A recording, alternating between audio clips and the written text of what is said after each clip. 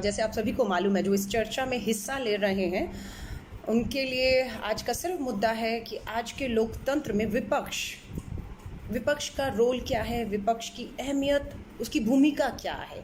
क्या विपक्ष अपनी जिम्मेदारी को इस लोकतंत्र और जनता देश के प्रति निभा पा रहा है? अगर नहीं निभा पा रहा तो क्यों नहीं निभा पा रहा है? क्या उस विपक्ष में देश का युवा शामिल है या नहीं है? इन सब पे चर्चा करूंगी और मैं कोशिश करूंगी कि आप सबके मैं प्रश्न लूं। और 600 से ऊपर साथी जुड़ चुके हैं, इसलिए मैं अपनी छोटी सी बात करूंगी। और ये पहली बार मेरी आपसे चर्चा होगी, क्योंकि अधिकतर मैं फेसबुक लाइव करती हूँ, अपनी बात को रखती हूँ और उसके बाद आप लोगों के जो भी मैं कहती हूँ सुझाव आए हैं, जो भी आपने बात रखी उसको मैं बहुत तसल्ली से पढ़ती हूँ, नोट करती हूँ। लेकिन ये पहली बात मैं आपसे संवाद करूँगी, आपका नाम लेकर आपका प्रश्न पढ़ूंगी और मुझे उम्मीद है वो लोकतंत्र और विपक्ष के तौर पर पूछा गया हो। और आप अपने आप को सत्ता में देखते हैं या विपक्ष में, ये पहले आपको तय करना होगा। अगर आप सत्ता में के साथ अपने आप को मानते हैं तो फिर मैं कहूँगी ये चर्चा शायद आपके लिए नहीं है। और अगर आप अपने आप को विपक्ष में रखकर देखते हैं तो ये चर्चा बिल्कुल आप और मेरे लिए आगे जारी रहेगी। मैं सिर्फ एक बात कहना चाहती हूँ कि सब लोग कहते हैं कि कांग्रेस ने सबसे ज़्यादा जो है वो शासन किया है। मैं इस बात से सहमत हूँ कि हाँ, कांग्रेस ने सबसे अधिक समय तक शासन किया इस देश के ऊपर। इसलिए मैं इस बात को कभी कभी महसूस करती हूँ कि कांग्रेस के पास विपक्ष का जो अनुभव है वो बहुत कम है। ठीक उसी तरह जिस तरह से इतने साल कांग्रेस ने राज किया तो भाजपा एक लंबे समय तक विपक्ष में रही, इसलिए वो विपक्ष की भूमिका को बहुत बेहतरीन तरीके से बीजेपी ने निभाया। इसलिए हमें लगता है कि वो सत्ता में आकर शायद सत्ता के तौर पर वो भूमिका नहीं निभा पा रही है, जो कांग्रेस इतने साल शासन में रहने के बाद शायद विपक्ष के तौर पर अपनी भूमिका कितनी बेहतर निभा पा रही है या नहीं, उस पर बात है। मैंने सुषमा स्वराज जी का एक जो है दिल्ली यूनिवर्सिटी के लॉ सेंटर में उनका दिया हुआ कि लोकतंत्र में विपक्ष के ऊपर उन्होंने एक लेक्चर दिया है, जिसको मैंने आपके साथ शेयर भी किया है। क्योंकि मैं सच बता रही हूँ, जब मैं कांग्रेस में थी और सत्ता में थे हम लोग, डॉक्टर मनमोहन सिंह जी की 10 साल सरकार थी, तो नेता जो हमारी सोनिया गांधी जी हैं वो हमें बार बार कहती थी कि नेता विपक्ष सुषमा स्वराज जी को जरूर सुना करिए। और मैं हमेशा सुषमा स्वराज जी के नेता विपक्ष के तौर पे भाषणों को सुनती थी। और 2013 का जिसका मैं जिक्र कर रही हूँ कि वो नेता विपक्ष थी और लॉ सेंटर गई, दिल्ली यूनिवर्सिटी के वहाँ पर लेक्चर दिया विपक्ष और लोकतंत्र के ऊपर, उसको सुना और आपसे शेयर भी किया। आज मात्र उस पर मैं चर्चा करूँगी। कल 22 मई को कांग्रेस अध्यक्षा श्रीमती सोनिया गांधी जी ने विपक्षी दलों की एक मीटिंग बुलाई, जिसमें 22 राजनीतिक दल, देश के 22 राजनीतिक दल, 3 को छोड़कर, जिसमें एसपी, बीएसपी और आम आदमी पार्टी, 3 को छोड़कर बाकी 22 जो विपक्षी दल हैं उन्होंने उस मीटिंग में हिस्सा लिया। और उस मीटिंग का मकसद मात्र इतना ही था कि देश एक आपदा से गुजर रहा है, उस आपदा में कोरोना से कैसे लड़ रहे हैं हम लोग, किस तरह से हमारी स्वास्थ्य सुविधाएं हैं, किस तरह से आर्थिक जो गिरावट आ चुकी है, जिस तरह से भुखमरी, बेरोजगारी, उस पर विपक्षी दलों ने कल जो है वो चर्चा की। और इसमें 22 दलों के साथ बड़े बड़े नेता और 8 राज्यों के मुख्यमंत्रियों ने भी हिस्सा लिया, जिसमें राजस्थान, छत्तीसगढ़, पौंडीचेरी, पंजाब, महाराष्ट्र, झारखंड, केरला, इन राज्यों के मुख्यमंत्री भी, पश्चिम बंगाल की मुख्यमंत्री भी इस चर्चा में विपक्षी दलों के साथ शामिल हुई हैं। अब आपके मैं सवाल लूंगी और हम सब मिलकर ये देखेंगे कि क्या विपक्ष, क्योंकि लोकसभा में अगर आप देखेंगे तो 300 जो है, मैं कहीं अगर गलत हो तो आप मुझे ठीक कर सकते हैं, 303 सीटें भाजपा की आई, 303। 1984 में राजीव गांधी जी को 400 से ऊपर सीटें मिली थी, वो अपने आप का इतिहास और कीर्तिमान है जिसे आज तक कोई नहीं तोड़ पाया। उसके बाद दूसरी बार जो है वो 2019 में 303 सीटें भाजपा को आई। और वही अगर मैं बात करूं कांग्रेस की, 52 सीटें आई।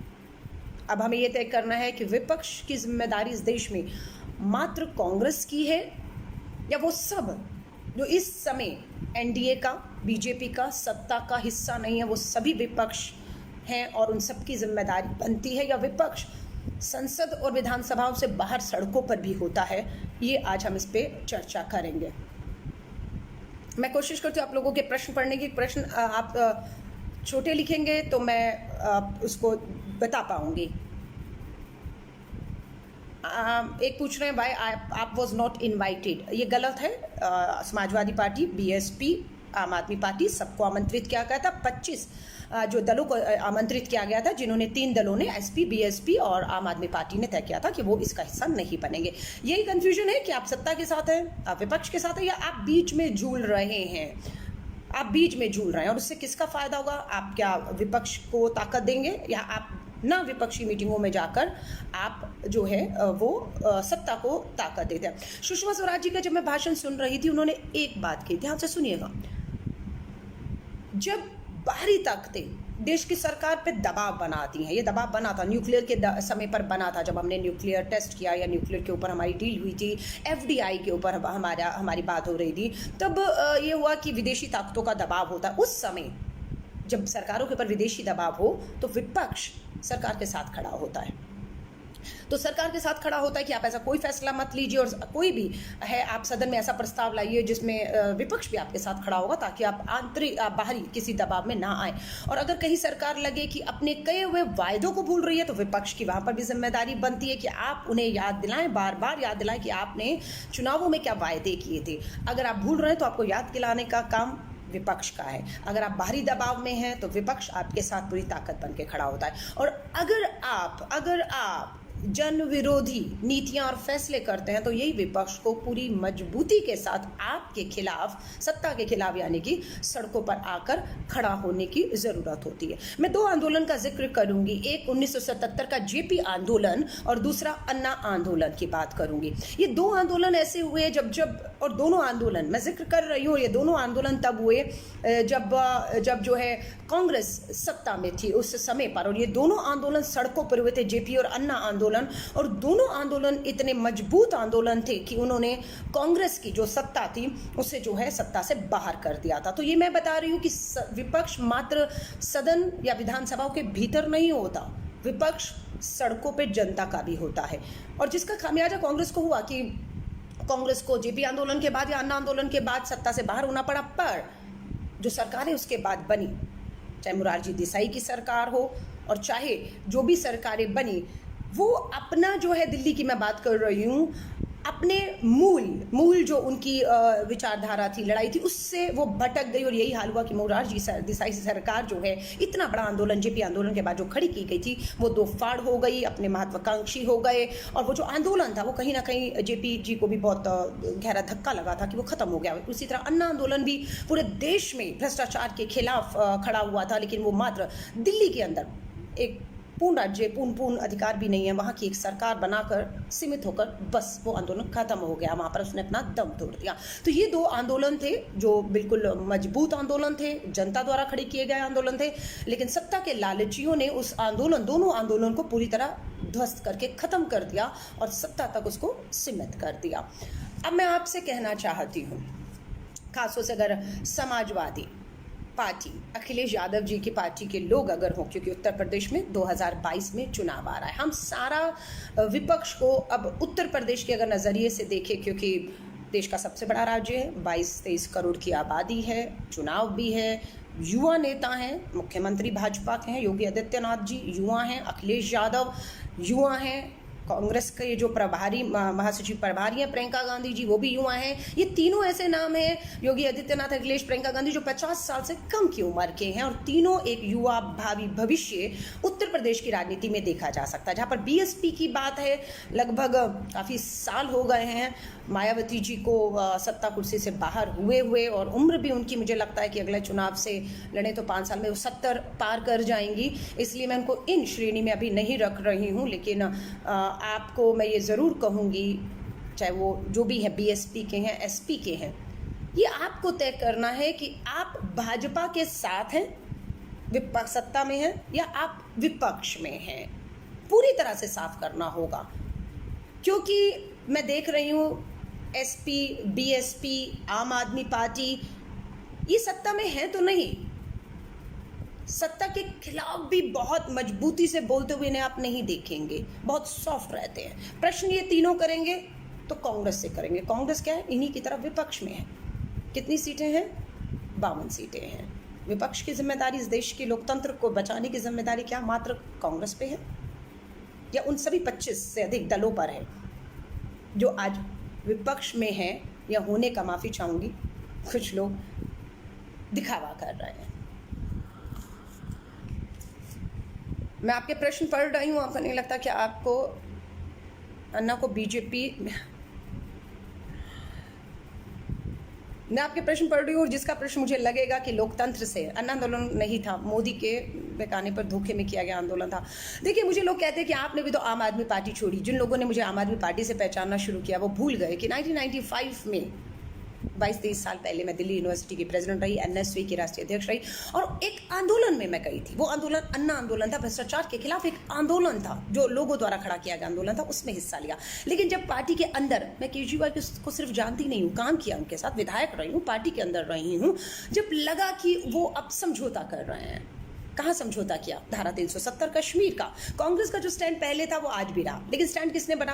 बीएसपी की बहन मायावती जी ने बदला, अरविंद केजरीवाल आम आदमी ने बदला, सीएए और इसके ऊपर 370 पे धारा पर जो उनका स्टैंड था, नीतिगत स्टैंड था, उस पर वो बदल दिया उन्होंने अपना स्टैंड। आप समझ रहे हैं? तो जब केजरीवाल ने भी अपने स्टैंड बदलने शुरू किए, उनको ये महसूस होने लगा, माफ़ी चाहूँगी, कि ये जो हमारे मुस्लिम मतदाता है वो भाजपा में कभी जाएगा नहीं और कांग्रेस कमज़ोर हो चुकी है, ये बैठे बैठाए मेरी जेब में इनके लिए कुछ करूँ ना करूँ, इनके जो नागरिकता आंदोलन हुए, शाहीन बाग, वो उसमें जाऊँ ना जाऊँ, कुछ करूँ ना करूँ, ये वोट मेरे से कहीं जा ही नहीं सकता, इनकी मजबूरी बन चुका हूँ मैं। इसलिए उन्होंने सॉफ्ट लाइन लेनी शुरू की हिंदुत्व वाली, कि इतने अत्याचार हुए, दंगे हुए, और उन्होंने असमर्थता जताई और बहुत सी चीज़ें पार्टी के अंदर हो रही थी जो मुझे लगा उनको संघ की तरफ, भाजपा की विचारधारा की तरफ ज़्यादा धकेल रही हैं। इसलिए मैंने उस समय फैसला किया और इधर उधर किसी और पार्टी में जाने की बजाय, जहां मैं 20-25 साल जिस पार्टी, जिस घर में थी, उसमें मैंने वापस आना और इस लड़ाई को, इस संघर्ष को आगे ले जाना बेहतर समझा। मैं सत्ता छोड़कर आई हूँ, इसलिए आप ये नहीं कह सकते कि मैं सत्ता के लालच में आई हूँ। देखिए, अखिलेश जी की बात आप कर रहे हैं, मैं बिल्कुल मानती हूं कि अखिलेश यादव जी एक युवा है, मुख्यमंत्री बहुत कम उम्र में रहे हैं और अच्छे प्रयास उन्होंने उत्तर प्रदेश के लिए किए हैं, लेकिन उन्हें अपनी स्थिति को पूरी तरह से उत्तर प्रदेश में साफ करना होगा। कांग्रेस की अध्यक्षा सोनिया गांधी जी ने जो मीटिंग बुलाई थी, वो मीटिंग सरकार को गिराने के लिए नहीं थी। वो मीटिंग, मैं साफ कर देना चाहती हूँ समाजवादियों के लोगों से, क्योंकि बहुत से युवा मुझे फॉलो करते हैं समाजवादी के, मैं उनसे साफ कह देना चाहती हूँ, ये जो मीटिंग थी, ये कोई चुनावी मीटिंग नहीं थी, ये कोई यूपी का चुनाव तय करने के लिए नहीं थी, ये कोई गठबंधन तय करने के लिए नहीं थी, ये सीटों के समीकरण और सीट शेयरिंग के लिए नहीं थी। ये बात बीएसपी को और एसपी को समझ आनी चाहिए थी, अगर वो अपने आप को बीजेपी, आरएसएस, संघ के साथ, सत्ता के साथ नहीं मानते हैं। इसलिए उन्हें इस मीटिंग में देश हित में, गरीब मजदूर के हित में आना चाहिए था, अपनी आवाज़ को विपक्ष के मन से उठाना चाहिए था और उस विपक्ष की ताकत को ताकत देनी चाहिए थी, जिसमें वो चूक गए, पूरी तरीके से चूक गए हैं। अब आप ममता बनर्जी जी की बात करेंगे तो तृणमूल कांग्रेस की नेता हैं, बिल्कुल कांग्रेस बंगाल में उनके खिलाफ लड़ती आई है, चुनाव और लड़ेगी, वो चुनावी बातें हैं। वो चुनाव जब आएगा तो कौन किसके साथ गठबंधन करेगा, कितनी सीट शेयर होंगी और कौन एक दूसरे के सामने लड़ेगा, वो चुनावी समीकरण चुनाव में तय होगी। लेकिन ममता बनर्जी अपने बंगाल की जनता के लिए, विपक्षी की जो 8 मुख्यमंत्री आए थे उन सहयोग लेने के लिए, उन्हें सहयोग देने के लिए विपक्ष की उस मीटिंग का हिस्सा बनी। ये है लोकतंत्र की एक जीत, कि जब आप नहीं हैं सत्ता के साथ तो आप नहीं हैं, और अगर वो अन्याय कर रहे हैं, उनकी नीतियां ऐसी हैं। आपने देखा लेबर कानून, केंद्र की भाजपा सरकार ने उत्तर प्रदेश में लेबर कानून को कमजोर कर दिया, मजदूरों का जो कानून था उसे लोग को कर दिया। अब विपक्ष की जिम्मेदारी क्या बनती है? विपक्ष की जिम्मेदारी बनती है कि सरकार अगर ऐसी कोई नीतियां, कार्यक्रम ला रही हैं जो गरीब मजदूर के खिलाफ है, तो उसके खिलाफ खड़ा होना विपक्ष का जिम्मेदारी बन जाती है। लेकिन विपक्ष का मतलब मात्र कांग्रेस नहीं है। मुझे नहीं मालूम कि उत्तर प्रदेश का फैसला क्या होगा जब 22 में चुनाव होगा, कि वहां पर भाजपा की सरकार वहां पर है, पूर्ण बहुमत की केंद्र में है, एसपी, बीएसपी, कांग्रेस या और भी छोटे दल हैं, वो क्या समीकरण बैठेंगे वो आज मैं तय नहीं कर सकती हूँ। लेकिन मुझे ये कि जब चुनाव आएगा तब चुनाव के हिसाब से, लेकिन आज विपक्ष को, सरकार को जगाने की जरूरत है। और ये मैं आप साहब से कह रही हूँ, अगर कोई गरीब किसान है, बेरोजगार युवा है, अगर आपको लगता है कि विपक्ष आपकी आवाज़ को नहीं उठा पा रहा, विपक्ष कमज़ोर है, विपक्ष को सत्ता नहीं सुन रही है, तो मैं आपसे कहूँगी, जेपी आंदोलन और अन्ना आंदोलन को याद कीजिएगा। वो जन आंदोलन थे, जनता ने सत्ता को हिला दिया था, बेशक वो सत्ता कांग्रेस की रही हो, हमें अपनी कमियों से, अपनी गलतियों से सीख कर इस देश को आगे बढ़ाना है, उसको सही करते हुए। तो इसी तरह मैं कहूँगी, अगर आपको लगता है तो देश के किसान, देश के बेरोजगार युवाओं को, देश के मजदूरों को आंदोलित होकर सरकार की जो दमन की नीतियां उसके खिलाफ आवाज़ बुलंद करनी होगी और उसे झुकने पर मजबूर होना होगा, क्योंकि इसी में देश की एकता और भलाई भी है। मैडम, पब्लिक सेक्टर को जो है वो प्राइवेट किया जा रहा है। देखिए, मैं सिर्फ आज विपक्ष और लोकतंत्र की बात कर रही हूँ। अगर आप सही कह रहे हैं, अगर इस पर मैं मोटी मोटी बात करूँ तो आप याद करिएगा कि जब 10 साल मनमोहन सिंह जी की सरकार थी तो विपक्ष में भाजपा थी और वो भाजपा जीएसटी का पूरा विरोध करती थी। वही Bhajpa FDI, foreign direct investment, विदेशी निवेश का विरोध करती थी। जब वो सत्ता में, मनरेगा, तीसरा सबसे बड़ा MNREGA, Mahatma Gandhi national rural employment guarantee act का विरोध करती थी। लेकिन वही जब सत्ता में आ गई तो जिन चीज़ों का विरोध करती थी, जीएसटी, एफडीआई और मनरेगा को, उन्हीं चीज़ों को केंद्र की भाजपा मोदी सरकार ने आज अपने बचाव के लिए एक बहुत बड़ा हथियार मान रही है और उसे लागू किया हुआ है। यही मैं कह रही हूँ, ये नीति है। ये नीति है कि आपकी मैं आपको फिर कह रही हूँ, हो सकता है कि देश पे आपदा आए, सरहद पर युद्ध हो, देश के ऊपर कोई बात आएगी तो बिल्कुल कांग्रेस एक विपक्ष की भूमिका में रहते रहते भी देश की सरकार के साथ पूरी ताकत के साथ एक से एक आवाज में आवाज मिलाते हुए खड़ी दिखेगी। उसका ये मतलब नहीं है कि हमने केंद्र के सामने घुटने टेक दिया, हम देश के लिए एक होंगे। और अगर यही विपक्ष को जरूरत पड़ेगी कि देश की सरकार अगर मजदूर विरोधी, देश विरोधी नीतियां ला रही, जैसे उत्तर प्रदेश में उदाहरण दे रही हूँ, कुलदीप सिंह सेंगर नाबालिग बेटी के बलात्कार में दोषी करार दिए गए, 10 साल की सजा हुई और उनकी कल बेल हो चुकी है। क्या विपक्ष को, उत्तर प्रदेश के विपक्ष, एसपी, बीएसपी, कांग्रेस को सड़कों पर आकर बेटी बचाओ के आंदोलन को याद दिलाने की जरूरत नहीं है सत्ता को? क्या ऐसे नेताओं को जो बचाया जा रहा है उनके खिलाफ आवाज उठाने की जरूरत नहीं है? क्योंकि हम सबके घर में माँ बहन बेटियां हैं। तो ये चीज होती है, विपक्ष अपनी भूमिका को किस तरीके से जो है वो निभाएगा। मैं आपके फिर प्रश्नों का इंतजार कर रही हूँ। अगर आप एनडीए का देखेंगे, सीटों के अलावा 17 ऐसे दल हैं जो एनडीए का हिस्सा हैं। एनडीए और मोदी जी अकेले नहीं है, 17 पार्टियां, 303 के अब खुद हैं और टोटल मिलाकर 335 के करीब सांसद हैं। लेकिन विपक्ष में मैं बता रही हूँ, 1977 में जब जेपी आंदोलन हुआ और जनता दल की सरकार बनी थी, उससे पहले नेता विपक्ष नहीं हुआ करता था। 1977 में ये कानून लेकर आया गया और इस कानून में हुआ कि सदन में लोकतंत्र को जिंदा रखने के लिए पक्ष के साथ विपक्ष का होना भी बेहद जरूरी है। 1977 में ये एक बिल लाया गया, जिस बिल में नेता विपक्ष, जो सबसे बड़ा नंबर में जो सबसे बड़ा दल होगा, उस दल को अपना नेता विपक्ष जो है वो चुनने का अधिकार होगा और उसको बिल्कुल जो हम पक्ष का नेता होगा यानी कि प्रधानमंत्री होगा, उसके बिल्कुल सामने वाली जो है विपक्ष की तरफ वाली कुर्सी दी जाएगी। और लेकिन मनमोहन सिंह जी के समय ये था कि नेता विपक्ष जो है वो लोकसभा से होना चाहिए। ये बेहद जरूरी होता है, जो सदन के सामने सदन का अध्यक्ष होता है। अब डॉक्टर मनमोहन सिंह जी राज्यसभा से आते थे, इसलिए सोनिया गांधी जी नेता विपक्ष के तौर पर यहाँ बैठती थी और सामने जो है लोकसभा से सुषमा स्वराज जी को हम लोग देखते थे कि वो लोकसभा से चुनकर आई थी और वो नेता विपक्ष के तौर पर बैठती थी। 1977 में बिल लाया गया, लेकिन आज नंबर ना होने की वजह से केंद्र की सरकार ने नेता विपक्ष का जो दर्जा है वो किसी को नहीं दिया। लेकिन वो सोच रहे हैं आवाज़ दबेगी, लेकिन सड़कों से इस आवाज़ का उठाए जाना बहुत। मायावती जी क्यों डर गई हैं बीजेपी से? देखिए, मैं ये मानती हूँ कि डर मात्र उन्हें है जिनके पास बैगेज है, बोझ है, जिन्होंने कहीं कुछ गलत किया, जिन्हें सीबीआई ईडी का डर है, जिन्हें आप डरा सकते हैं, जिनके पुराने आपने कुछ सत्ता में रहते हुए गलत काम किए हैं, उन्हें आप डरा सकते हैं। इसलिए शायद मुझे लगता है वो आज खामोश होकर, चुप करके अपने घरों में बैठ गए हैं और वो सत्ता पे हमला करने की बजाय विपक्ष से प्रश्न करते हैं, कांग्रेस से प्रश्न करते हैं कि कांग्रेस ने ये क्यों नहीं किया। कांग्रेस विपक्ष में है, 52 सांसदों के साथ है, तो पूरे देश के लोकतंत्र के विपक्ष की जिम्मेदारी अगर आप कांग्रेस पे डालेंगे तो मैं माफ़ी चाहूँगी। ये उन सभी 25 जो अपने आप को विपक्ष में बताते हैं, उन दलों की हार नहीं, इस लोकतंत्र की हार होगी।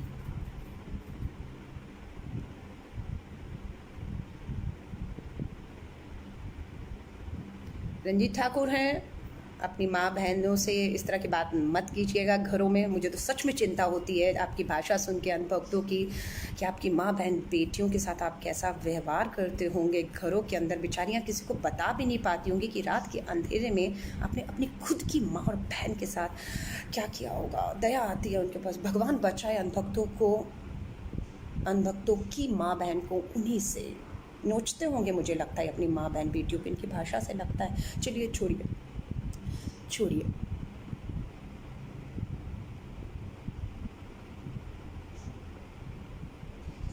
देखिए, बात मेरी नहीं, क्या मुझसे खुश नहीं। अलका लांबा क्या है, 130 करोड़ की आबादी में एक अकेली महिला हूँ, कांग्रेस की प्राथमिक सदस्य हूँ और एक छोटी सी कार्यकर्ता हूँ, और इसलिए उस पार्टी में हूँ क्योंकि वो पार्टी सबकी बात करती है। वो धर्म की, जाति की, बंटवारों की बात नहीं करती, नफरत की बात नहीं करती। वो गांधीवादी पार्टी है, इसलिए मैं उस पार्टी में हूँ। और आज की टाइप में मैं ना विधायक हूँ, ना सांसद हूँ, ना पार्षद हूँ, ना बड़े पदों पर हूँ, ना सरकारी बंगला है, ना गाड़ी है, ना मोटी तनख्वाहें हैं, और ना मैं सिर्फ एक छोटी सी कांग्रेस की प्राथमिक सदस्य और कार्यकर्ता हूँ। इसलिए मुझसे आप नाराजगी ऐसे दिखा रहे हैं कुछ अंधभक्त, इसमें मैं इस देश की प्रधानमंत्री हूँ, फैसले मुझे लेने थे और मैंने या मेरी पार्टी ने नहीं लिए हैं। तो आपके प्रश्नों से आपकी खुद की मैच्योरिटी, आप कितने गंभीर हैं, कितने मैच्योर हैं, इसकी भी जो है वो समझ आता है। देखिए, आप कांग्रेस की एक विधायक की बात कर रहे हैं उत्तर प्रदेश से जो आती हैं, उनका भी कोई नस है जो दबा दी गई है। मैं आपको साफ बता रही हूँ। मैं 5 साल विधायक रही, 3 चुनाव लड़ी, 5 साल विधायक रही, 25 साल से राजनीति में हूँ। मुझे किसी से क्यों डर नहीं लगता है, क्योंकि मुझे पता है कि मैंने अपनी ज़िंदगी में, राजनीति में, सार्वजनिक जीवन में रहते हुए कोई भी ऐसा काम नहीं किया कि कोई मुझे डरा सके। लेकिन ये जो आप महिला सांसद विधायक की बात कर रहे हैं, उत्तर प्रदेश से हैं, जो आज भाजपा के दबाव में कांग्रेस में होते हुए प्रियंका गांधी जी से प्रश्न करती हैं बसों को लेकर, उनकी कोई नस है, कमज़ोर नस, जो भाजपा के हाथ लग गई है। जिस तरह से बीएसपी की बहन जी मायावती जी की नस है ना, ऐसे कुछ नेताओं की नस जो है उन्होंने दबा दी है, जिसके दबाव में आवाज़ नहीं निकल पा रही है उनकी। देखिए, भाजपा के कुछ लोग, फिर मैं आपको कह रही हूँ, वो मुझसे पूछ रहे हैं पाकिस्तान, लाहौर, कश्मीर, मैं आपसे साफ कहूँगी, वो आपको आज के जो मुद्दे हैं ना, बेरोजगारी, गरीबी, भूखमरी, सड़कों पर आज हमारे मजदूर पाँव में छाले पड़ रहे हैं, गर्भवती महिलाएं सड़कों पर बच्चों को जन्म दे रही, इनसे ध्यान भटकाने के लिए ये अंधभक्त और संघी जो हैं, क्योंकि आज मैं विपक्ष का पक्ष, विपक्ष की भूमिका, आप और हम विपक्ष में उसकी आवाज़ को बुलंद करने निकली हूँ, तो ये मुझसे गड़े मुर्दे उखड़वाने को कहते हैं। क्यों? क्योंकि वर्तमान में जो मैं बात करूँगी उसका जवाब इनके पास नहीं है। जो वर्तमान की सरकार है, जिसकी जवाबदेही बनती है, जो सब हालात देश में बदतर हो रहे हैं, उससे ध्यान भटकाने के लिए ये आपको इतिहास के 50, 60, 70, 80 साल पुराने पन्नों में ले जाएंगे। ले जाने को मैं भी आपके सावरकर, गोडसे, सब पे जा सकती हूँ, पर मुझे मालूम है कि देश का युवा बेरोजगार हो चुका है, देश की अर्थव्यवस्था जीडीपी माइनस में जा चुकी है, भुखमरी की कगार पे। इनको नहीं मालूम, ये इनके पास सरकारी बंगले, गाड़ी, ऐशो आराम में है, इसलिए इन्हें नहीं मालूम है जो सत्ता में संघी बैठे हुए हैं। अभी तो गुजरात के अंदर, अब ये बात कर रहे हैं तो मैं बोल रही हूँ, गुजरात के अंदर जो नकली वेंटिलेटर्स, जिस कंपनी को प्रधानमंत्री जी ने अपने पीएम केयर फंड से 2000 करोड़ दिया था 5000 वेंटिलेटर के लिए, और मोदी जी के ही मित्र, वही मित्र जिन्होंने मोदी जी को 10 लाख रुपए का सूट भेंट किया था ना, वही मोदी जी के मित्र जिन्होंने 10 लाख का सूट किया था, पीएम केयर फंड से 2000 करोड़ में वेंटिलेटर बनाने का काम इन्हीं को सौंपा गया था, और इन्होंने 10 दिन में वेंटिलेटर बना दिया, जिसका कोई अनुभव इनके पास नहीं था, और वो वेंटिलेटर पूरी तरह से नकली और फेक पाए गए, जिसका खामियाजा अहमदाबाद में कोरोना वायरस से लड़ रहे, नकली वेंटिलेटरों पे पड़े हुए, दम तोड़ रहे लोगों को खामियाजा भुगतना पड़ रहा है। इनको हम आँख में डाल के प्रश्न करते हैं, इसलिए ये डरते हैं हमसे, इसलिए इनकी जो भाषा है ना, वो बदलती है। ये सटीक प्रश्न नहीं करेंगे कि सोनिया गांधी जी पे, प्रियंका गांधी जी पे, राहुल गांधी जी पे हमले करेंगे, ये नहीं कहेंगे। उन्होंने जो कहा है उस पे आइए, उस पे वो नहीं आएंगे। सो मैं आप सभी से कहूँगी, आप सत्ता में हैं या आप विपक्ष में हैं।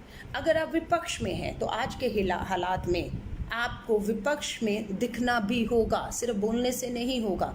मैं दोबारा दोहरा रही हूँ, बीएसपी, एसपी, आम आदमी पार्टी, तीन ने कल की विपक्ष की मीटिंग में हिस्सा नहीं लिया है। याद रखिएगा, तीनों की भाषा बहुत सॉफ्ट हो चुकी है भाजपा के लिए।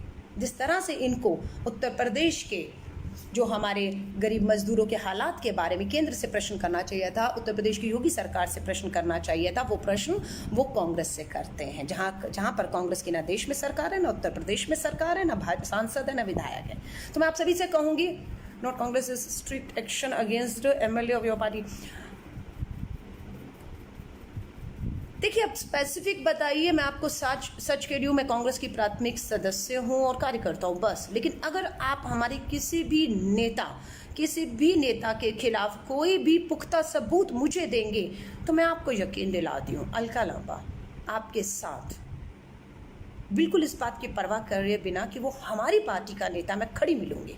आज दुख की बात है कि कुलदीप सिंह सेंगर की बेल हो जाती है, उसकी बेल होती है जो नाबालिग बेटी के बलात्कार में शामिल था, जिसे दोषी करार देकर जिसे 10 साल की सजा हुई। स्मृति ईरानी चूड़ियां तोड़ती थी, महिला बाल विकास मंत्री हैं। साक्षी महाराज उनका जेल में कुलदीप सिंह सेंगर का धन्यवाद करने गए थे जब चुनाव जीते थे। आज उनकी बेल हो गई, एक आवाज़ नहीं उठाती। लेकिन ये अलका लांबा आपको बता रही है, जब भवरी देवी कांड हुआ था ना राजस्थान में, तब हमारी सरकार थी। भवरी देवी कांड में जो विधायक मंत्री था वो हमारी पार्टी का था। आवाज़ उठाने वाली अलका लांबा थी, ये मैं आपको बता दूं।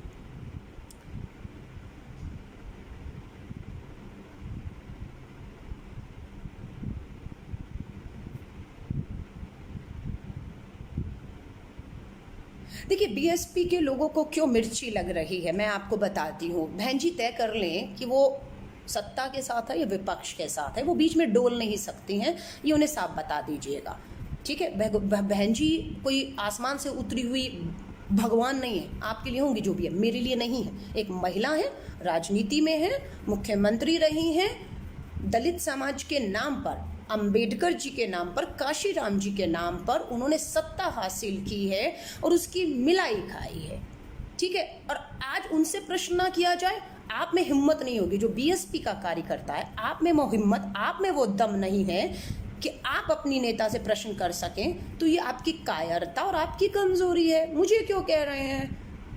अगर कांग्रेस को विपक्ष में देखते हुए कांग्रेस और कांग्रेस के नेताओं से बहन जी प्रश्न करेंगी तो कांग्रेस का कार्यकर्ता तो बहन जी को आईना दिखाएंगे ही दिखाएंगे। लेकिन जो ये दलित कार्ड खेल रही है ना, उन्हें कहिए ये कार्ड खेलना बंद कर दीजिए।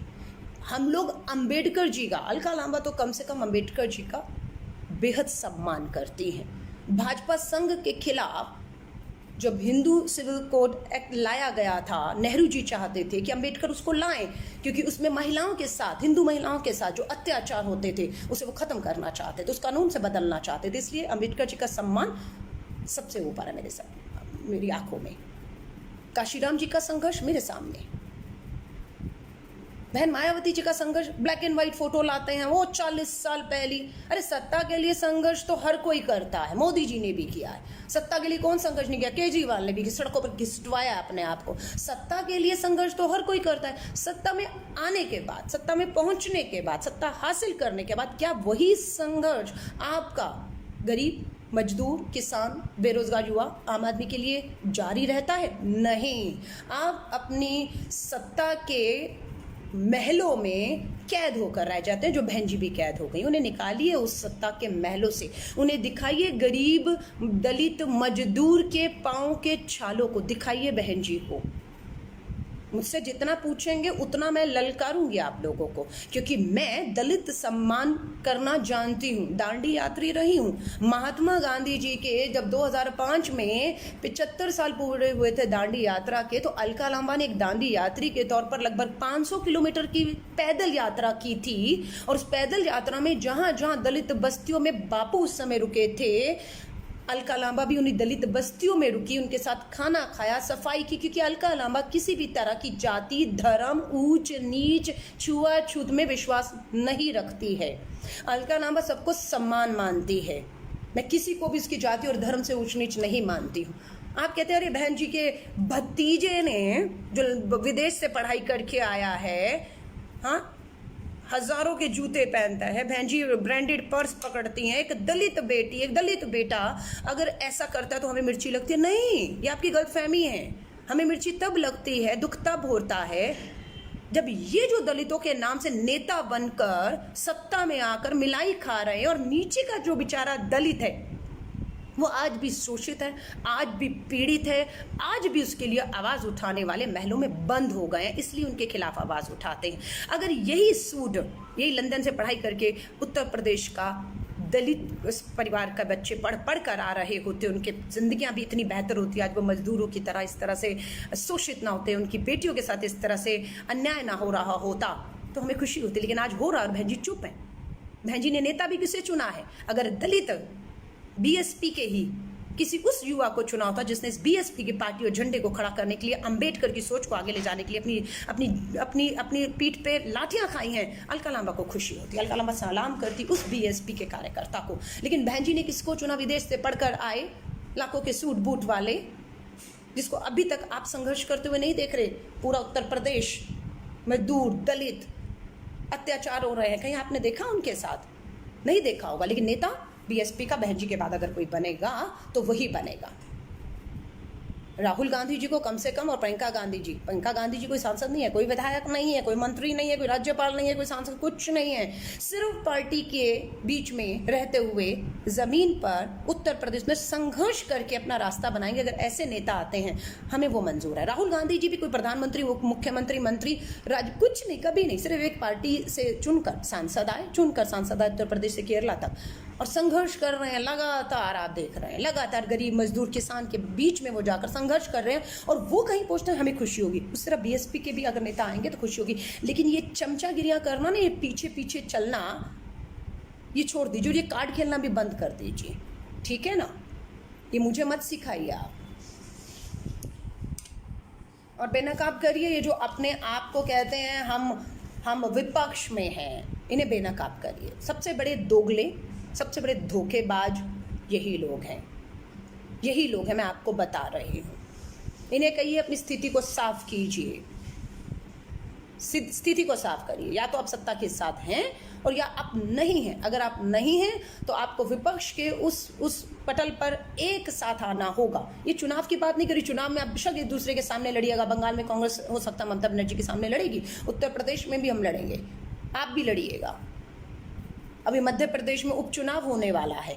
बहन मायावती जी सुना है भाजपा को समर्थन देने जा रहे हैं, आप समझ रहे हैं? योगी आदित्यनाथ से ज़्यादा प्रश्न प्रियंका गांधी से करती हैं वो। तो मैं आपको सबको यही कहूँगी कि विपक्ष के वापिस मैं कह रही हूँ, कांग्रेस कांग्रेस कांग्रेस, विपक्ष विपक्ष, कमज़ोर कमज़ोर, बंद करिए कहना। अगर आप सत्ता के साथ नहीं हैं तो आप विपक्ष हैं, आप विपक्ष हैं। आप अगर बेरोजगार युवा हैं और सत्ता आपको आपका हक नहीं दे रही तो आप विपक्ष हैं। अगर आप किसान हैं और सरकार आपको आपकी फसलों का उचित मूल्य नहीं देती है तो वो सरकार आपके खिलाफ है और आप विपक्ष हैं। अगर आप गरीब मजदूर हैं, सरकार आपके खिलाफ मजदूरों के कानून में तब्दीली करके पूंजीपतियों को लाभ पहुंचाती है तो ये सरकार आपके खिलाफ है। और किसान, यहाँ का मजदूर, बेरोजगार युवा विपक्ष है, ये आपको समझना होगा। अगर खाली ये जिम्मेदारी कांग्रेस के कंधों पर छोड़ देंगे कि कांग्रेस विपक्ष में कमजोर है, तो मैं आपको फिर कहूंगी सुषमा स्वराज का भाषण सुन लीजिएगा। विपक्ष की भूमिका क्या है वो आपको समझा देंगी। कुचला जाता है विपक्ष को, डराया जाता है। हमारे नेता भी जेल गए लेकिन डरे नहीं। कर्नाटका के हमारे प्रदेश अध्यक्ष को जेल भेजा, उत्तर प्रदेश के प्रदेश अध्यक्ष को जेल भेजा, और हमारे बहुत नेताओं को, पी चिदम्बरम जी को जेल भेज दिया। वाह!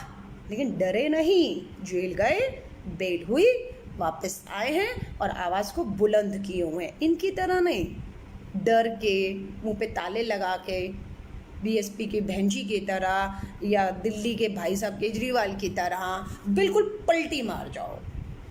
बाकी अखिलेश यादव को कहूँगी, युवा हैं, भविष्य अच्छा है। समाजवादियों को कहूँगी, अपने नेता को समझाइए। बहुत दूर तक और बहुत ऊंचाई तक उन्हें हिंदुस्तान की राजनीति में जाना है और हिंदुस्तान की राजनीति में युवाओं की सख्त ज़रूरत है। लेकिन वो जो बीच का खेल खेल रहे हैं ना, शायद उनके पिताजी के बस का होता, क्योंकि एक लंबा अनुभव था राजनीति का, संघ भाजपा को जानते थे वो। उनके साथ भी बहुत उन्होंने, जब वो रथ यात्रा आ रही थी तो यूपी में रोकने का काम उनके पिताजी ने हिम्मत दिखाने का किया था कि वो नहीं आने देंगे, तो वो उनके पिताजी शायद संभाल जाते। लेकिन अखिलेश यादव जी आप नहीं संभाल पाएंगे। अगर आप बीच में दो नाव में सवार होंगे तो आपका डूबना तय है। इसलिए मैं कहती हूँ, क्योंकि उत्तर प्रदेश में युवाओं को देखती हूँ, जितना उनका जो जुड़ाव है, जितना वो खिंचाव अखिलेश यादव की तरफ है, शायद ही वो बहन जी मायावती जी की तरफ किसी युवा का होगा।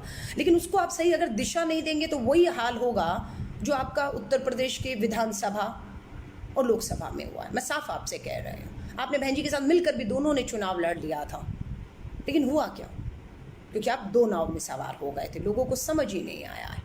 और बीएसपी के लोगों को कह दूंगी कि आप अगर ये सोचते हैं कि हमारा प्रतिनिधित्व एक दलित नेता ही कर सकता, तो आप गलत फहमी में है। मैं आपको बता रही हूँ, ये मात्र दलितों के दम पर, दलितों की बात कर करके सत्ता में आकर उन्हीं दलितों को भूल जाते हैं, उसी समाज से आते हैं, उन्हें भूल जाते हैं, अपने महलों में खामोश हो जाते हैं। आपने देखा वो क्या नाम है, भीम सेना करके दलित लड़का है, आंदोलन कर रहा है, बहन जी को पसंद नहीं, आपस में भिड़ लिए।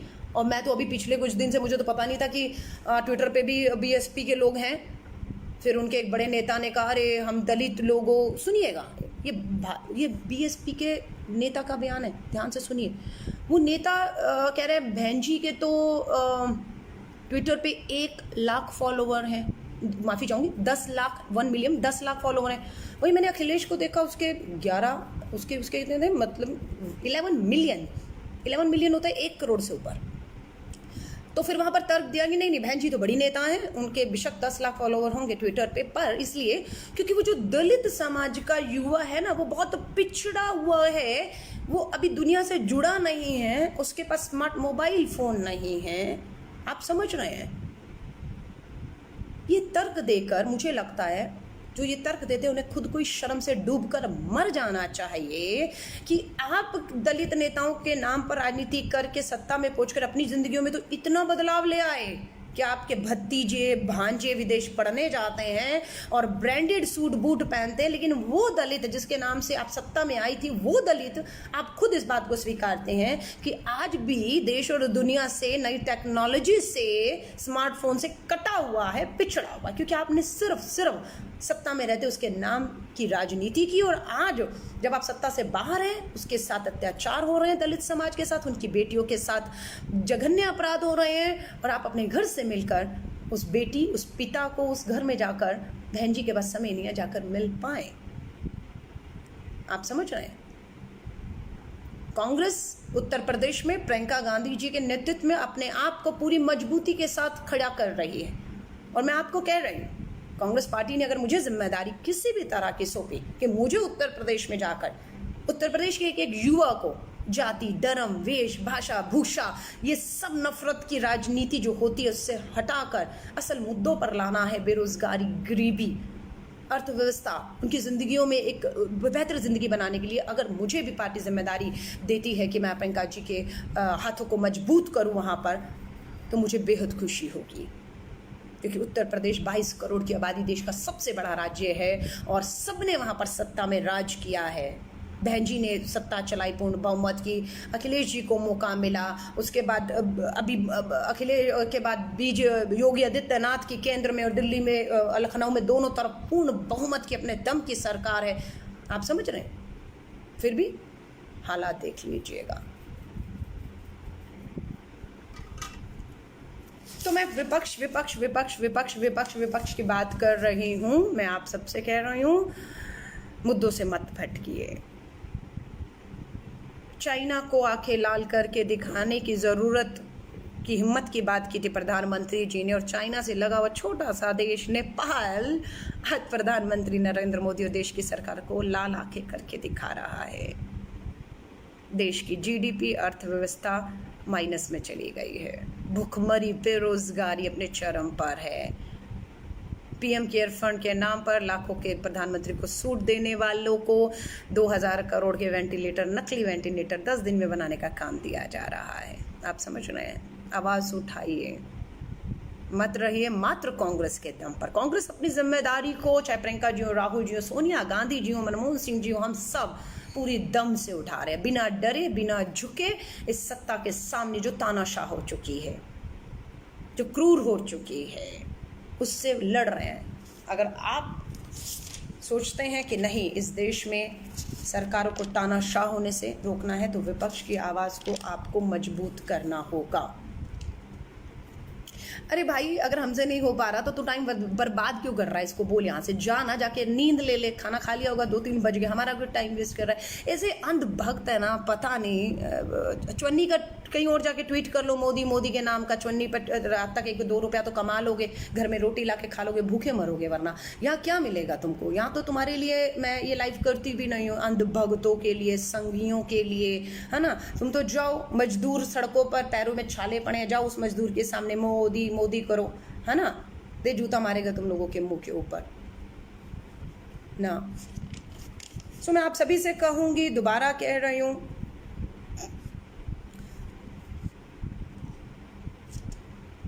सदन के अंदर अगर विपक्ष की मैं वापस आपको बात कर रही हूँ, 108 सांसद मात्र 543 में जो है मात्र 108 सांसद विपक्ष के हैं। सदन के अंदर भाजपा के पास पूर्ण बहुमत की सरकार है, किसी तरह का कोई डर नहीं है, 2024 तक उन्हें कोई नहीं हटा सकता। इसलिए वो देश के मजदूरों के खिलाफ कानून बदल कर ला रहे हैं। वो FDI, फॉरेन डायरेक्ट इन्वेस्टमेंट के खिलाफ थे, विरोध किया, पार्लियामेंट बंद किया, सड़कों पर आंदोलन किए GST और FDI के खिलाफ, और आज उसी में उन्होंने उसको जो है पूरी तरह से FDI और GST को लागू करके, यानी कि सारे वो काम जिसका वो विरोध कर रहे थे, ढोंग कर रहे थे, मैं कहूँगी विरोध के साथ ढोंग, क्योंकि आज उन्हीं को वो लागू कर रहे हैं, क्योंकि वो मानते थे कि कांग्रेस, मनमोहन सिंह जी की सरकार मनरेगा लाकर, FDI लाकर, राइट टू फूड लाकर, राइट टू इन्फॉर्मेशन, सूचना का अधिकार लाकर मनरेगा अच्छे काम कर रही है। लेकिन विपक्ष में था, इसलिए विरोध करना था, तो उन्होंने विरोध किया। प्रधानमंत्री मोदी जी ने, आज राहुल जी के जो भाषण है ना, ये लोग एडिट करते हैं, आवाज़ डालेंगे, 3 सेकंड का वीडियो उठाएंगे, लेकिन प्रधानमंत्री मोदी जी के अगर आप जब वो विपक्ष में थे उसके भाषण, और आपको भाषण उठाइए, आपको एडिट करने की कोई ज़रूरत नहीं है, आपको कोई एडिट करने की ज़रूरत नहीं है। निकालिए और इनके मुंह पर मारिए वो वीडियो, जो प्रधानमंत्री मोदी जी चाहे रुपए के गिरते रुपए को, पेट्रोल डीजल के दाम को, FDI को, GST को, मनरेगा के लिए प्रधानमंत्री जी ने भाषण दिया, है ना, पार्लियामेंट में खड़े होकर, लाइए वो वीडियो, एडिट नहीं करनी है, उठाइए और मुंह पे मारिए इनको बेनकाब करिए, ठीक है। चुप तो तुम्हारी माँ भी नहीं मुझे करवा सकती है। संगी अनभक्त है, कोई बात नहीं, इनको ना रोटी हजम नहीं होती है, इसलिए ये लोग बिन बुलाए मेहमान बनकर कहीं भी घुस जाते हैं। वो शादी बारातों में देखते हो ना, वो बारात देती है तो वो बीच में घुस जाते हैं कुछ लोग और खा पी के निकल जाते हैं। ये अंधभक्त ना बिल्कुल वही हैं, भुखमरी की कगार पे आ जाएंगे अगर ये चवन्नी का ट्वीट नहीं करेंगे, या हमारी जो बात, विपक्ष के लोग, हम विपक्ष की पार्टियाँ, विपक्षी दल बात कर रहे हैं आपस में एक दूसरे को ताकत देने की, ये बीच में अपनी वही ना, वो भुखमरों की तरह घुस जाते हैं बारात में, बिन बुलाए मेहमानों की तरह, और खा पी के जो है वो बाहर जाकर जो है फिर वही। ठीक है, मैं अब आपसे, बहुत लंबी बात हो गई, 2000 हमारे साथी लगातार जुड़े हुए हैं। पहली बार कोशिश की कि आपके प्रश्न पढ़ सकूँ, लोकतंत्र और विपक्ष से संबंधित और बात कर सकूँ, लेकिन मुझे ये सब बहुत अच्छे करना नहीं आ रहा, क्योंकि 4-4 लाइनों की बातें हो रही हैं, उनको पढ़ना, उनका जवाब पढ़ना, तब तक बहुत से प्रश्न निकल जाते हैं। मैं कोई और दूसरा तरीका, जूम बताते हैं या स्काइप पे हम लोग कुछ लोगों को आपस में वीडियो कॉन्फ्रेंसिंग करके बात कर सकते हैं, लेकिन मैं सभी से कहूँगी, दोबारा कह रही हूँ, ये देश आपका, हमारा, सबका है। इस देश के अंदर तानाशाह सरकार के सामने आपको लड़ना होगा, आपको अपने लिए नहीं लड़ना होगा। अलका लांबा किसान नहीं है, फिर भी किसानों के लिए आवाज़ उठाती है। अलका लांबा बेरोज़गार नहीं है, फिर भी बेरोज़गार युवाओं के लिए आवाज़ उठाती है। अलका लांबा कोई शोषित महिला नहीं है, सशक्त महिला है, फिर भी उन शोषित, बलात्कार की शिकार हमारी बेटियों के लिए मैं आवाज़ उठाती हूँ। मैं कोई वो मजदूर नहीं हूँ जो पसीना बहाकर देश के राष्ट्र का निर्माण करता है, लेकिन मैं उनकी आवाज़ उठाती हूँ। मैं बस यही उम्मीद देश के हर युवा से, खास से जो साथी मुझे सुन रहे हैं, उनसे मैं कहना चाहूँगी कि आवाज़ बनिए, उनकी आवाज़ बनिए। आपको बहुत सुकून मिलेगा, आप सोचते होंगे हम क्या कर सकते हैं, आपको लगता है हम क्या कर सकते हैं, हम बहुत कुछ कर सकते हैं। हम आवाज़ बनकर उस गरीब मजदूर, किसान, बेरोजगार की आवाज़ बनकर चीख चीख कर सत्ता के कानों के पर्दे फाड़ सकते हैं। हम उन्हें झुकने पर मजबूर कर सकते हैं। जो उन्होंने चुनाव में वायदे किए उसे लागू करने के लिए उनको उनके घुटनों पर ला सकते हैं। ये दम देश की जनता युवाओं में है।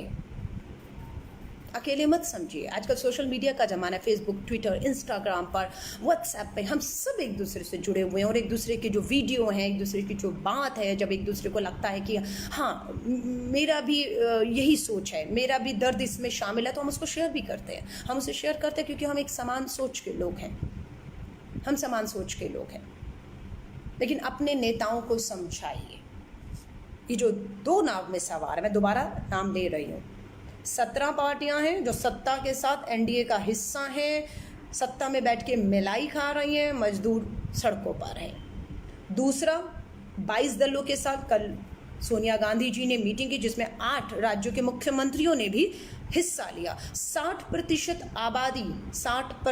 आबादी पे आज भी विपक्ष का जो है वो शासन है, विपक्ष का। इसलिए इस विपक्ष को 60% देश की आबादी को सुनना देश की तानाशाह सत्ता की मजबूरी है, उसे सुनना होगा। तो या तो ये लोगों को कह दीजिए, खासतौर से एसपी, बीएसपी और आम आदमी पार्टी को साफ तरीके से, अगर संघ की खाकी निक्कर पहन ली है तो डर क्यों रहे हो, बोल दो डाल दी है। नहीं बोलोगे तो भी हमको समझ आ रहा है क्योंकि आप बोल नहीं रहे, इसलिए समझ आ रहा है कि आप एनडीए का भाजपा के साथ, संघ के साथ ना होकर भी आपकी खामोशी और कांग्रेस से प्रश्न करना दिखाता है कि आप उनके साथ हैं।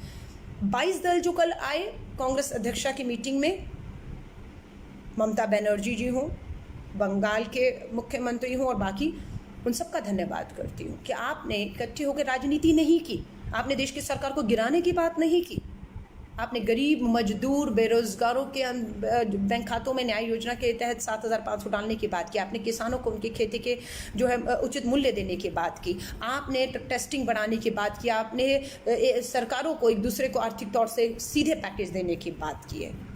घोषणाएं कर करके, खोखली घोषणाएं करके, वाह वाह यू लूट के, फेक फर्जी वीडियो बनाकर आज आप सत्ता में, आपके पास धन, बल, पैसा, सरकारी मशीनरी सब कुछ है, इसलिए आपका झूठ मैं देखती हूँ, रीट्वीट्स देखती हूँ, झूठे रीट्वीट, झूठे फर्जी संघी भक्तों के हजारों में पहुंच जाते हैं और एक सच बेचारा कछुए की चाल चलता चलता पीछे पहुंचता है, लेकिन तब तक देर हो जाती है। वो कछुए खरगोश की कहानी के साथ ख़त्म करूंगी। एक बार खरगोश और कछुए की रेस लगाई जाती है तो लोग सोचते हैं कि ये कैसे होगा, ऑफ कोर्स खरगोश ही जीतेगा और कछुआ हार जाएगा। लेकिन ये होता है कि खरगोश जो है वो सोचता है कि कछुआ तो बहुत पीछे है, मैं सो जाता हूँ, वो सो जाता है खरगोश, और कछुआ लड़ाई को जीत जाता है। तो मैं आपसे वही कह रही हूँ, ये जो इनका झूठ खरगोश की तरह आगे तो बढ़ जाता है, लेकिन विपक्ष भी सच को लेकर बेशक बहुत धीरे कछुए की तरह चल रहा है, पर जीत सच्चाई की होगी। मैं आप सभी से कहूँगी, दोबारा कह रही हूँ, जितने लोग, जितने युवा साथी देश भर के सुन रहे हैं प्लीज़ तय करिए। देश को ज़रूरत है आवाज़ों की, जो देश की तानाशाह सत्ता को, गरीब, मजदूर, किसान, बेरोज़गार की आवाज़ को सुनवा सके। मैं आप सभी से इस बात की अपील करती हूँ। और आज का मेरा सिर्फ वीडियो इसीलिए था कि कांग्रेस, राहुल गांधी, प्रियंका गांधी करके आप जो विपक्ष में भी हैं वो सत्ता से ना प्रश्न करके कांग्रेस से प्रश्न करेंगे तो माफ़ी चाहूँगी, आप विपक्ष को कमज़ोर कर रहे हैं, और विपक्ष में कमज़ोर का मतलब है देश के लोकतंत्र का कमज़ोर होना। बस इतना आपसे कहना चाहूँगी और उम्मीद करती हूँ दो नाव में जो सवार नेता हैं उन्हें समझाइए, खुलकर आइए आगे, लड़िए इनसे डरिए मत। क्या होगा, FIR कराएंगे आपके खिलाफ अगर आप इनको आईने, सच के आईने दिखाएंगे। गलत बात करने को नहीं कह रही, किसी की जाति, धर्म, भावनाओं को, भाषाओं को कोई ठेस मत पहुँचाइए, पर तथ्यों पर बात करनी होगी। बीएसपी की नेता ने प्रियंका गांधी के लिए कहा था, जब प्रियंका जी मजदूरों के लिए बसें भिजवा रही थी तो बीएसपी के नेता ने कहा कि प्रियंका गांधी जो है वो घड़ियाली आंसू, कहावत है, घड़ियाली आंसू भा रही है। हमने तो कुछ उस पर रिएक्ट नहीं किया। अगर मैंने कह दिया कि कुछ नेता बरसाती मेंढक की तरह होते हैं, सिर्फ चुनाव में बाहर आते हैं और टर करके वापस अपने महलों में चले जाते हैं। जब चुनाव नहीं होता है, जनता सड़कों पर होती है, दलित समाज सड़कों पर होता है, उनके साथ शोषण होता है, तब ये आवाज़ क्यों नहीं सुनाई देती? मिर्ची लग गई। मिर्ची तो हमें भी भाई साहब लग सकती थी, लेकिन लोकतंत्र है, लोकतंत्र में कहावतों में बात कही जाती हैं। मुझे खुशी है कि मेरा तीर बिल्कुल निशाने पर लगा। और जो मुझसे माफ़ी मांगने के लिए ट्रेंड चला रहे थे, मैं आपको कह रही हूँ, आपने अपना समय बर्बाद किया है। आपने अलका लांबा माफ़ी मांगे का ट्रेंड चलाकर अपना समय बर्बाद किया है। आप अलका लांबा से माफ़ी मांगवा रहे हैं, अलका लांबा को घेर रहे हैं। अरे अलका लांबा की क्या औकात हैसियत है? मैं अलका लांबा 130 करोड़ की आबादी में कांग्रेस की छोटी सी कार्यकर्ता हूँ और बीएसपी का पूरा तंत्र, पूरे बड़े नेता अलका लांबा माफ़ी मांगे। अरे हिम्मत और दम हो, रीढ़ की हड्डी में जान हो तो मांगो, माफ़ी के ट्रेंड चलाओ। योगी आदित्यनाथ माफ़ी मांगो, नरेंद्र मोदी जी प्रधानमंत्री माफ़ी मांगो, तब तो दम मैं मानूंगी आप में और आपकी नेता में। बड़े आए माफ़ी मंगवाने के लिए और आपको आईना दिखाती रहूँगी, क्योंकि भाजपा के प्रवक्ता बनकर तो दिल्ली में बैठा और उत्तर प्रदेश के महलों में बैठी बिल्कुल भाजपा की प्रवक्ता की ज़ुबान बोल रहे हैं कि हिम्मत नहीं है कि ये सत्ता में बैठे लोगों से प्रश्न कर पाएं। मैं सिर्फ आपसे यही इजाज़त लूँगी और आप सभी से कहूँगी, मैं अलका लांबा आपसे वापस रखेंगे कि देश की सरकार देश हित में अगर काम करेगी, देश हित में काम करेगी, और जब जब देश पे किसी भी तरह की विपदा और आपदा आएगी, अलका लांबा और अलका लांबा की पार्टी आपको देश की सरकार के साथ खड़ी मिलेगी। और अगर देश की सरकार चुनाव में किए हुए अपने वायदों को भूलेगी तो यही अलका लांबा और इसकी पार्टी कांग्रेस उस देश की सरकार को उसके किए गए चुनावी वायदों की बार बार याद दिलाएगी। और अगर ये पार्टी अपने स्टैंड में बदलाव लाएगी, जैसे दिल्ली के केजरीवाल ने सीए का समर्थन किया, नागरिकता कानून का, 370 धारा कश्मीर का समर्थन किया केजरीवाल और आपकी बहन जी मायावती ने, पूर्ण राज्य का दर्जा मांगते कश्मीर में पूर्ण राज्य को दूसरे राज्य बना दिया, उसका समर्थन। तो ये मतलब है कि अगर आप अपनी कथनियों से हटेंगे तो आपको बेनकाब करेंगे, और अगर आप जन विरोधी नीतियां लाएंगे मजदूर गरीब किसान के खिलाफ और अपने बलात्कारी नेताओं को बचाएंगे, तो अलका लांबा और इसकी पार्टी खड़े होकर आपका विरोध करेगी, दमकर विरोध करेगी। आप एफआईआर से डराएं, आप जेल भेज दीजिए, आप फांसी चढ़ा दीजिए, क्या फ़र्क पड़ता है? अमर तो कोई होने वाला है नहीं है, कोई अमृत पीकर तो आए नहीं कि अमर हो जाएंगे। उम्र सबकी देख लीजिए, शायद ही कोई नेता पुराना देख रही हो जिसने 100 साल पूरे किए हो या 90 पूरे किए हो, 90 के आसपास निकल लिए, हम भी निकल जाएंगे, कोई अमर तो होने नहीं वाले, इसलिए डर किसका है? पुलिस का एफआईआर का जेल भेज दोगे, आप हमें फांसी चढ़ा दोगे, कर लो। और जहाँ तक हमारी छवि की बात है, क्योंकि जब महिलाएं पूछती हैं तो ये उनके चरित्र पे हमला करते हैं। वो तो संघी भक्तों ने पिछले 6 साल से किसी देश की ऐसी महिला को छोड़ा ही नहीं है जिन्होंने केंद्र की मोदी सरकार से प्रश्न किए हों और इन्होंने उनके ऊपर उनके चरित्र हनन ना किए हों। इसलिए 6 सालों में अब कहते हैं ना, वो हमारे भी अब कान पक गए, अब असर नहीं होता है, क्योंकि इनकी भाषा से तो मुझे अपने से ज़्यादा इनके संघी भक्तों की, इनके खुद के घर के अंदर इनकी माँ और बहन की चिंता होती है कि उनके साथ ये रात को क्या करते होंगे। सच में चिंता होती है इनकी भाषा से। भगवान उन्हें बचाए, हमारी तो खैर है। बाकी आप सभी से विदा लेती हूँ। आप सभी साथियों से वीडियो शेयर करिएगा। कोशिश करूँगी आपसे अधिक से अधिक सबसे जुड़ पाऊँ, ताकि जो लोग विपक्ष की आवाज़ है, मजदूर, किसान, बेरोज़गार की, दलित की आवाज़ है, हमारे उन जो शोषित हैं, उनको हम उनके हक, उनके अधिकार दिला पाएँ, इस सत्ता को जगा पाएँ। और बिल्कुल परवाह मत करिए, इन अंधभक्तों पर किसी का जोर नहीं है। आपने अच्छे ट्वीट किए यहाँ पर, अब अपने नेताओं को, उनके कई अंधभक्तों को दिखा दीजिएगा। प्रति ट्वीट, प्रति मैसेज चुन्नी मिल जाएगी। घर में आज का राशन डाल के खा लीजिएगा, वरना सुबह तक भूखे मरे पड़े होंगे अपने घरों में। कोशिश करती हूँ कि इन पे ध्यान ना दूँ, सबको बोलती हूँ कि आपका ध्यान भटकाएंगे, अखंड भारत बनाने की तरफ ले जाएंगे, ये आपको यहाँ हिंदुस्तान पाकिस्तान को भिड़वा देंगे, ये आपको हिंदू राष्ट्र बनाने की तरफ ले जाएंगे, ये मुसलमान को गाली देंगे, दलित को गाली देंगे, ये बहुत कुछ करेंगे। इन्होंने अयोध्या में राम और रहीम को लड़वाया था और अब ये राम को बोध से लड़ाने की सोच रहे हैं, समझ रहे हैं? ये सिर्फ आपका ध्यान असल मुद्दों से भटकाना चाहते। तो मैं माफ़ी चाहूँगी, इनके इस तरह के ट्रेंड को आप इग्नोर करिएगा और अलका लांबा पे ट्रेंड करने से बेहतर होगा, अलका लांबा से माफ़ी जो मांगने का ट्रेंड कराते हो, क्यों मुझे फेमस कर रहे हो, कोई फ़ायदा है नहीं है। लोग भी पूछते हैं अलका लांबा कौन है जिसके नाम का ट्रेंड चल रहा है, अपना समय बर्बाद करते हो। इसलिए बेहतर होगा अपनी रीढ़ की हड्डी सीधी करिए, गर्दन सीधी करिए, ऊँची करिए और पूछिए सत्ता में बैठे लोगों से। जय हिंद, जय भारत।